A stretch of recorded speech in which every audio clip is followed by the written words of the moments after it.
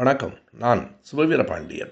எப்போதும் அறிவுரைகளை உள்வாங்கி அவை சிறந்தனமாக இருந்தால் அதை தம் வாழ்க்கையிலே கடைப்பிடிக்கிறவர்களே சிறந்தவர்களாக ஆகிறார். அப்படி ஒரு மாணவன் இருந்தான். அவன் மீது ஒரு குருவுக்கு மிகப்பெரிய நம்பிக்கையும் பாராட்டும் இருந்தன. அதை கண்டு மற்ற மாணவர்கள் பொறாமைப்பட்டார்கள். எல்லோருக்கும் அவன் அறிவை புலப்படுத்த வேண்டும் என்று அவர் கருதினார். அனைத்து மாணவர்களையும் அமர வைத்து ஒரு போட்டி வைத்தார். 3 பொம்மைகளை அவர்களின் முன்னால் வைத்தார். 3 பொம்மைகளும் ஒரே வண்ணத்தில், ஒரே வடிவத்தில், ஒரே உருவத்தில் இருந்தன. இவற்றுள் எது சிறந்தது என்று கேட்டார். சுற்றி சுற்றி பார்த்துவிட்டு 3 பொம்மைகளும் ஒரே மாதிரியாகத்தானே இருக்கின்றன, இவற்றுள் எதனை சிறந்தது என்று சொல்வதென்று மற்ற மாணவர்கள் யாருக்கும் விடை தெரியவில்லை.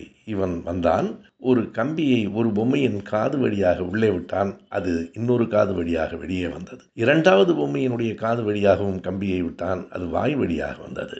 3வது பொம்மையின் காதுகளிலே விடுகிற போது அது வயிற்றுக்குள் போனது. இதுதான் சிறந்த பொம்மை என்றான். எப்படி என்று கேட்டார்.